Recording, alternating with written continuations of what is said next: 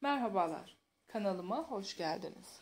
Çeyiz sandığınıza sizden bir parça eklemek hem de sevdiklerinize hediye edebileceğiniz örgü öğrenmeye yeni başlıyorsanız sizlere muhteşem bir haberimiz var. Haroşadan pirince, rende örgüden zincir örgüye kadar pratik yöntemle yapılan modelleri sizler için araştırdık. Son trendleri yakalayarak örgü örmeye başlamak, ev hanımları için zevkli uğraşlardan biridir. Hazırladığımız bu paylaşımda çok beğeneceğiniz ve mutlaka örmek isteyeceğiniz birbirinden farklı örgü desenleri. Bunun gibi ve daha fazlası için bizleri takibe almayı unutmayın. İyi seyirler.